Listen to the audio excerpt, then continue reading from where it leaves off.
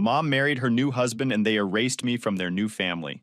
The day I turned 18, I erased myself from her life, and what followed was pure chaos. Sup, Reddit.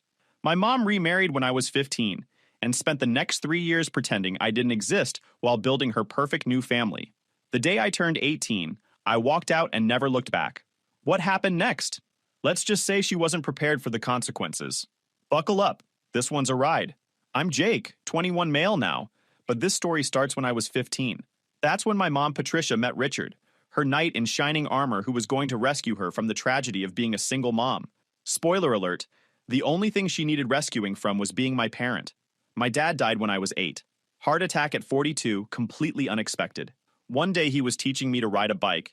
3 months later, I was wearing an uncomfortable suit at his funeral, while relatives I barely knew patted my head and said meaningless things about heaven and better places.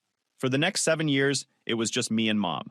We lived in Dad's house, a modest 3-bedroom in the suburbs that was paid off thanks to his life insurance. Mom worked as an administrative assistant at a medical supply company. Steady income, but nothing fancy. We weren't rich, but we were stable. We had routines. Movie nights on Fridays. Breakfast for dinner on Wednesdays. Annual camping trips every summer to the state park Dad loved. She'd tell me stories about Dad. Keep his memory alive. We'd go through photo albums together. And she'd point out little details I'd forgotten. See that goofy hat?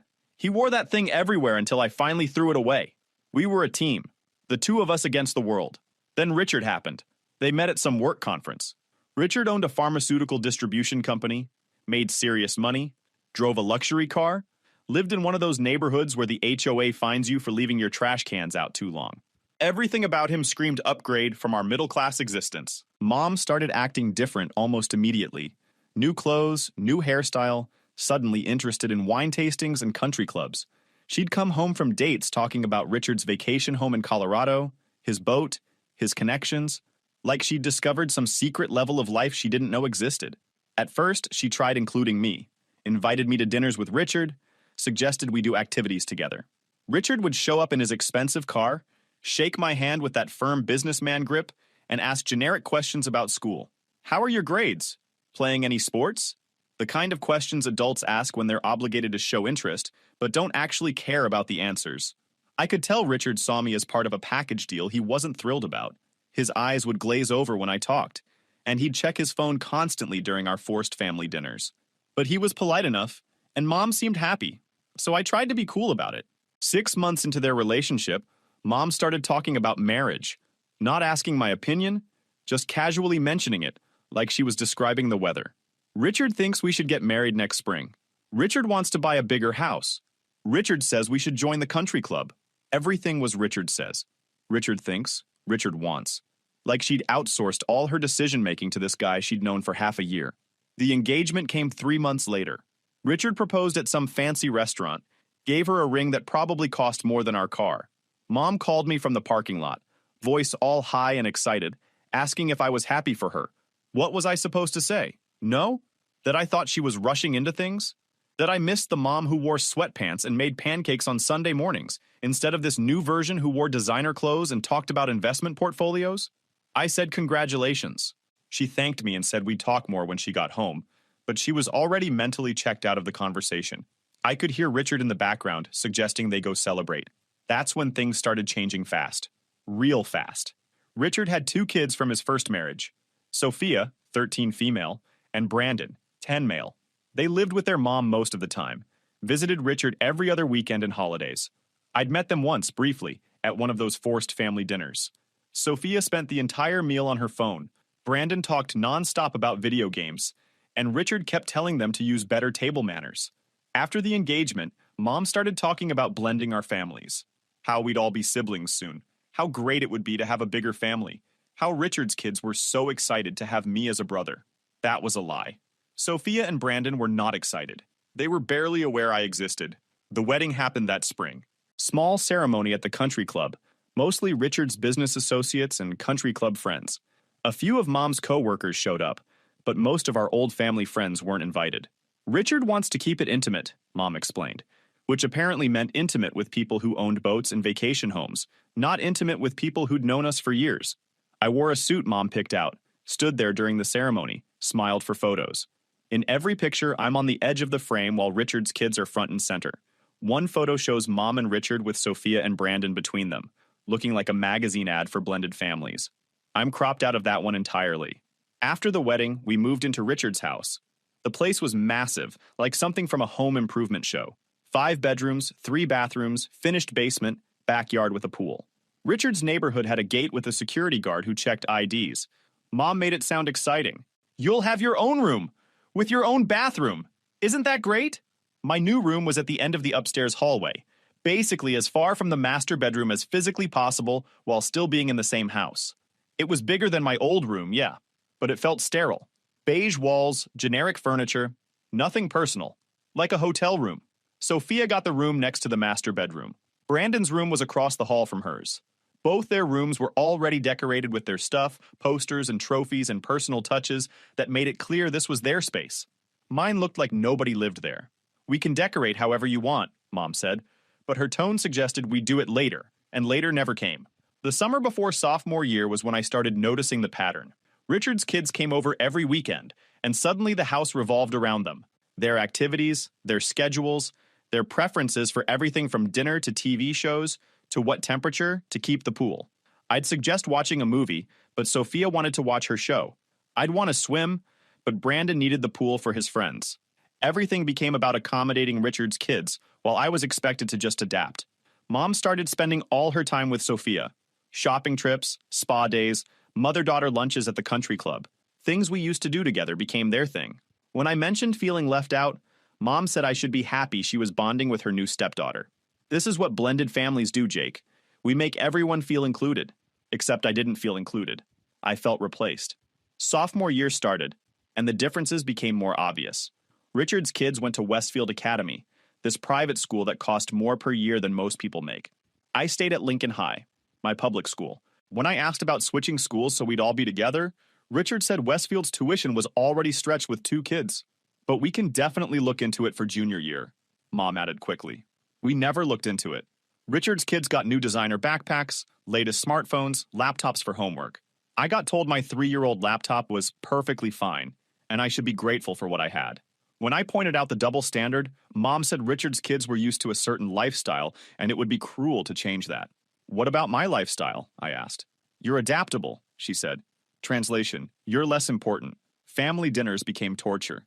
Richard would ask Sophia about her dance classes, Brandon about his soccer games, both kids about their private school friends and activities.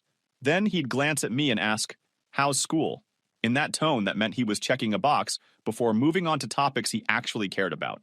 Mom would jump in occasionally with "Jake made honor roll" or "Jake had a great game last week," but it always felt forced, like she was reading from a script about how to include the kid from her first marriage. The worst part was watching Mom transform into someone I didn't recognize. She joined Richard's country club, started playing tennis, went to charity events where tickets cost more than our old monthly grocery budget, stopped cooking the meals Dad taught her, and started ordering from expensive restaurants or having a meal service deliver prepared food. Our old traditions disappeared. No more movie nights because Richard didn't like wasting time on films. No more breakfast for dinner because Richard said it was unsophisticated. No more camping trips because Richard's idea of roughing it was a 4-star hotel without a spa. I tried talking to Mom about it, told her I missed our old life, missed spending time together, missed feeling like I mattered. She got defensive. I'm building a new life, Jake. This is good for all of us. Richard provides stability and opportunities we never had before. You need to be more grateful and less selfish. Selfish. Because missing my mom made me selfish. Junior year, things got worse. Richard decided the house needed renovations. They remodeled the kitchen, upgraded the master bedroom, added a home gym. Brandon wanted a game room in the basement, so they finished it with new furniture, a huge TV, every gaming console imaginable. My room got nothing. When I mentioned maybe updating it too, Richard said we'd get to it eventually. We never did. That Christmas, I watched Sophia open presents worth thousands. New laptop, designer clothes, jewelry, a freaking iPad just for fun. Brandon got a new gaming computer, expensive headphones, collector's edition games, sports equipment. I got a $100 gift card to Target and some generic clothes. When I opened the gift card, Mom said, "Practical gifts are sometimes the best," with way too much enthusiasm. Sophia and Brandon ripped through their presents and immediately disappeared to their rooms. I sat there holding a Target gift card while Mom and Richard cleaned up wrapping paper like this was totally normal. Later that night, I found Mom in the kitchen. Asked her if she noticed the difference in gifts. She got this tight expression and said Richard's ex-wife had different financial expectations for her kids, and we needed to respect that. But what about my expectations? I asked. You're almost an adult, Jake. Material things shouldn't matter so much. Apparently, material things only mattered if you were Richard's biological kid. I started spending more time out of the house. Stayed late at school for clubs, went to friends' houses, picked up a part-time job at a local hardware store. Anything to avoid going home to that massive house where I was just an inconvenient reminder of Mom's first life. My best friend Kevin noticed something was wrong. We'd been tight since middle school, and he could read me better than anyone. After I bailed on plans for the third weekend in a row because family stuff, he cornered me at lunch. Dude, what's going on? You've been weird all year. I told him everything. The blended family disaster, the way Mom had completely checked out of being my parent, how I felt like a ghost in my own house. Kevin just listened, then said something that stuck with me. Man, your mom chose her new family over you. That sucks, but at least you know where you stand. Stop waiting for her to remember you exist and start planning your exit. He was right. I was still operating like Mom would eventually snap out of it and remember she had a son, but she wasn't going to. She'd made her choice. That's when I started planning for my 18th birthday. I had Dad's life insurance money sitting in a trust fund. $200,000 that I'd inherit when I turned 18. Mom was the trustee until then, but she couldn't touch it beyond approved education expenses. That money was my ticket out. I started researching apartments, part-time job options, how to open bank accounts without parental permission once I was 18. Made spreadsheets calculating costs, saving every penny from my hardware store job. Kevin's older brother had moved out at 18, so I picked his brain about logistics. Meanwhile, home life continued its steady decline. Mom barely talked to me unless Richard was around, and she needed to maintain the appearance of being a good mother. She'd ask surface-level questions about school, nod at my answers without really listening, then go back to planning Sophia's Sweet 16 party or Brandon's birthday trip to Disneyland. Speaking of Brandon's birthday, that was another slap. Richard rented out a section of Disneyland for Brandon's 11th birthday. Hired photographers, bought everyone matching shirts, spent probably $10,000 on a party for a kid who'd forget about it in 3 months. My 16th birthday? Mom made a cake, Richard gave me a $50 bill, and they had to cut the celebration short because Sophia had dance practice. Senior year started, and I was counting down days until my 18th birthday in March. I'd already been accepted to a state university 3 hours away with a partial academic achievement program. Between the program, my inheritance, and working, I could afford it without depending on Mom or Richard. When I mentioned the university to Mom, she seemed surprised I'd applied without telling her. We should have discussed this as a family, she said. Since when are we a family? I asked. She didn't have an answer for that. Richard's only comment was asking if I'd considered community college to save money. Funny how money was tight when it came to my education, but unlimited for his kids' private school and activities. I said nothing and kept planning my exit. Applied for on-campus housing, got accepted. Filled out financial paperwork. Contacted the trust fund administrator about accessing my inheritance. Everything was falling into place. February, a month before my 18th birthday, was when Mom and Richard made their final devastating move. They called a family meeting one Sunday afternoon. Everyone had to be there, which should have been my first warning. We gathered in the formal living room, the one we never used except when Richard wanted to prove how successful he was. Richard cleared his throat and announced they had exciting news. We're adopting Sophia and Brandon, he said, making it official. One big happy family. Mom beamed. Isn't that wonderful? We'll all share the same last name. The paperwork's almost done. Sophia and Brandon looked thrilled. They'd be getting all the legal and financial benefits of being Richard's kids with none of the complications from his divorce. What about me? I asked. Richard and Mom exchanged a look. What about you? Richard said carefully. Am I part of this adoption thing? Jake, you're already Patricia's son, Richard said. That's different. So I'm not being adopted? It's complicated, Mom jumped in. You have your father's name. Richard adopting you would mean changing that. We thought you'd want to keep your dad's name. They hadn't asked, hadn't discussed it, just decided I'd want to keep being separate from their new perfect family unit.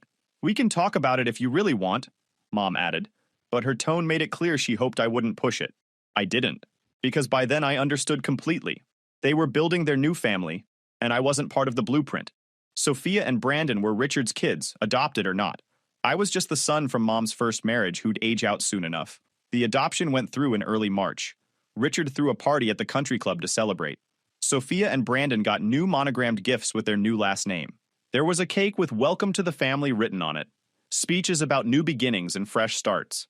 I stood in the corner eating shrimp cocktail and counting down days until my birthday. My 18th birthday fell on a Thursday. I woke up that morning with an incredible sense of freedom. Today was the day I stopped being legally tied to Mom and Richard's household. I got ready for school like normal. Mom had left a card on the kitchen counter with $100 inside and a note saying they'd celebrate this weekend. Yeah, right. Sophia had a dance competition Saturday, which meant my birthday dinner would be at whatever restaurant was near her event, squeezed between her rehearsal and performance. Instead of going to school, I drove to the bank. Walked in with my birth certificate, driver's license, and trust fund documentation. Spent 2 hours transferring $200,000 from the trust to a new account only I controlled. The bank manager, this older woman named Helen, processed everything efficiently. When she handed me the paperwork confirming the transfer, she smiled. "Big day," she said. "The biggest." Next stop, apartment complex near campus. I'd already been approved pending deposit. Handed them a certified check for first month, last month, and security deposit. Picked up my keys. The apartment was small, 1 bedroom, but it was mine.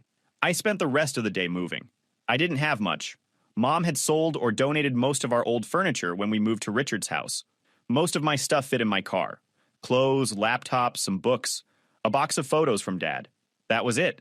3 years in Richard's house, and I was leaving with less than I'd arrived with.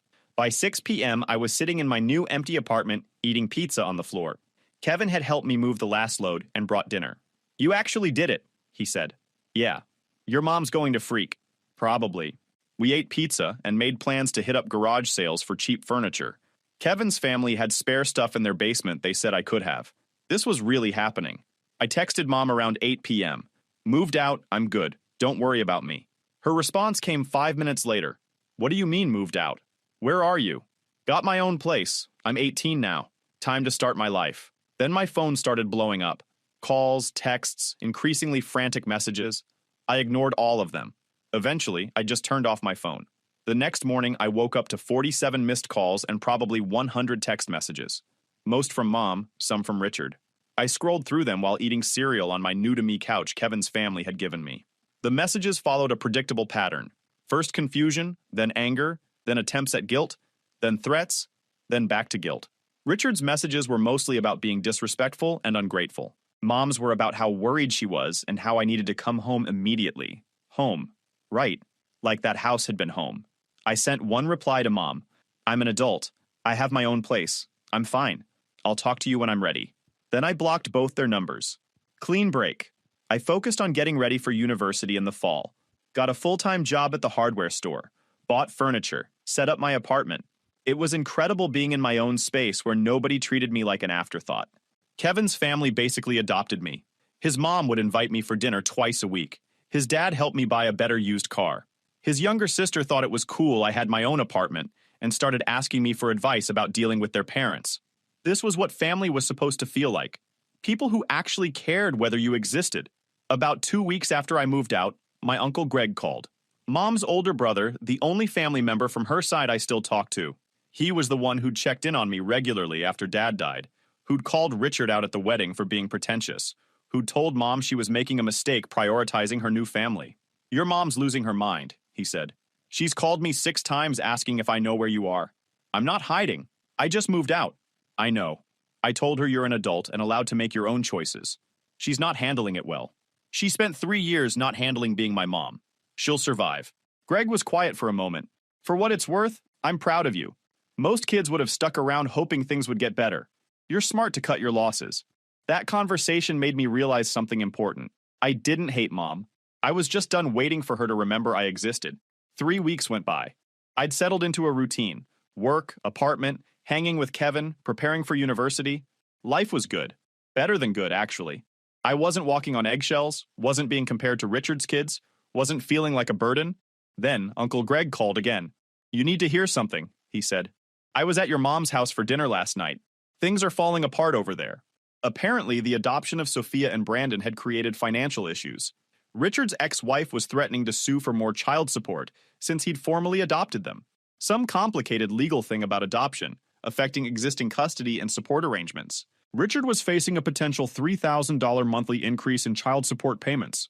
His business was solid, but that was a significant hit to their household budget.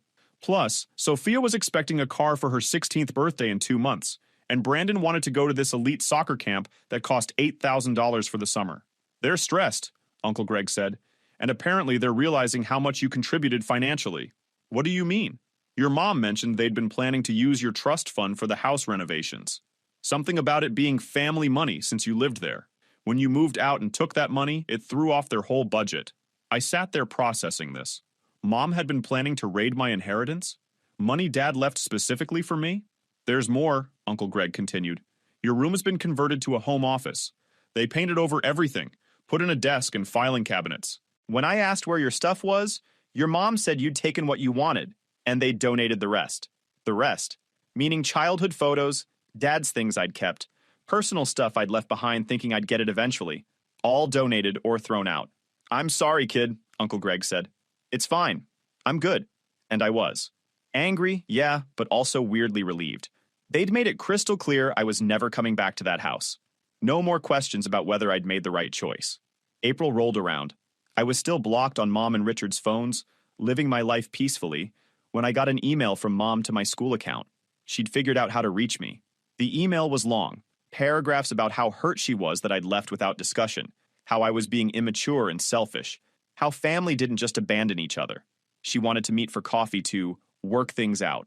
I wrote back one sentence. You abandoned me 3 years ago. I just made it official. Her response came within minutes. Pages of justification about how she'd been trying to blend the family, how I never made an effort with Richard's kids, how I'd always been difficult about changes. According to her version of events, I was the problem child who'd refused to adapt. I didn't respond. No point arguing with someone who'd rewritten history to make themselves the victim. May brought my high school graduation. I'd invited Uncle Greg and Kevin's family.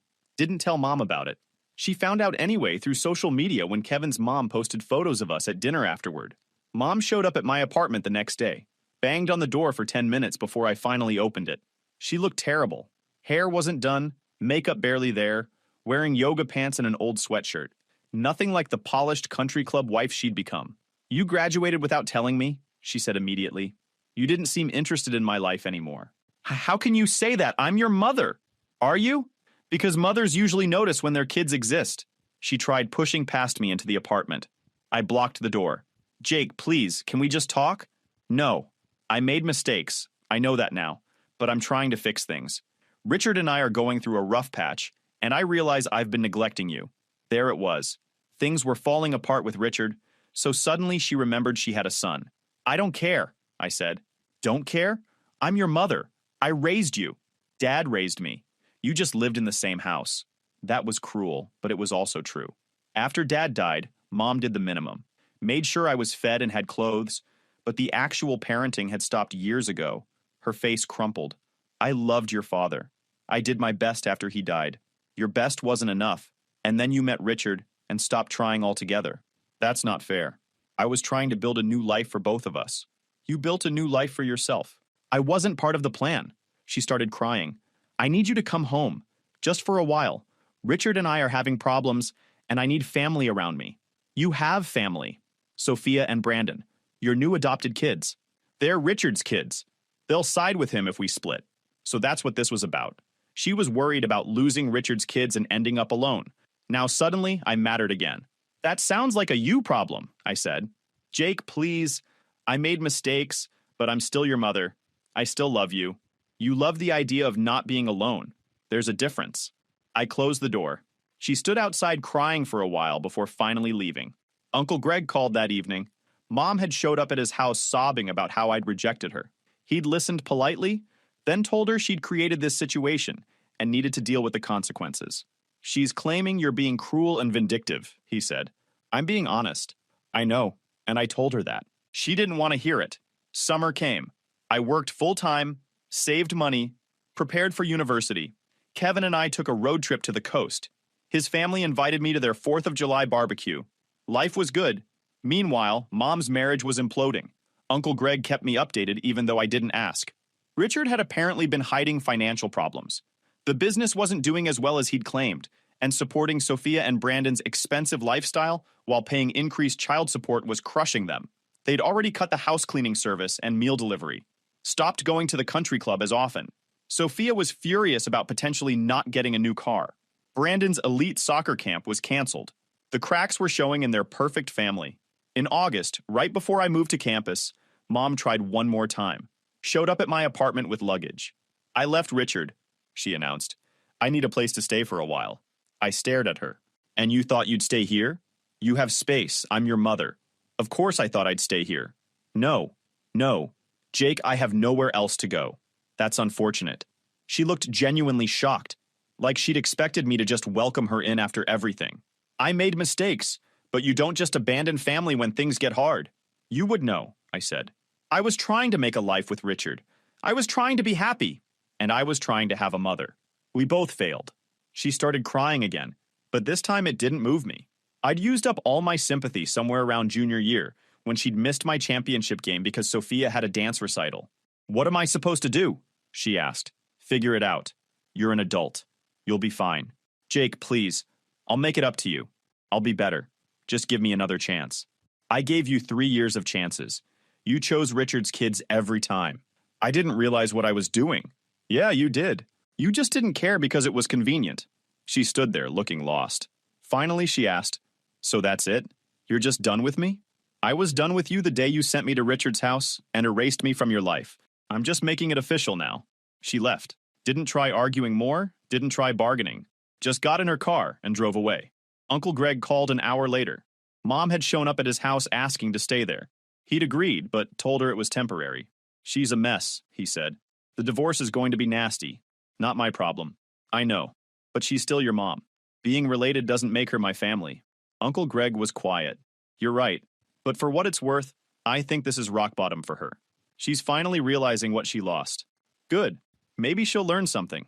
I moved to campus the next week. Started university, made new friends, joined clubs, lived the college life. It was everything I'd worked for. Mom tried reaching out occasionally. Emails about how sorry she was, how she wanted to rebuild our relationship, how she understood if I needed time. I never responded. The divorce finalized right before Thanksgiving. Mom got basically nothing. Turns out Richard had a prenup, and she'd signed away most claims to his assets. She got some money, but not enough to maintain the lifestyle she'd gotten used to. She had to get an apartment, go back to work full-time, start over completely. Meanwhile, Richard kept the house, kept his kids, kept living his life like the last 3 years hadn't happened. Poetic justice, really. She'd sacrificed her relationship with me for Richard's world, and now she had neither. Uncle Greg invited me to Thanksgiving at his house. Said Mom would be there, but I didn't have to come if I wasn't ready. I thought about it for a while, then decided to go. Not to reconcile, but to show her I'd moved on. I showed up with Kevin, who'd become basically my brother at this point. Mom was helping Uncle Greg's wife in the kitchen. When she saw me, her face lit up. "Jake, you came!" Uncle Greg invited me. The hope died in her eyes. She understood I wasn't there for her.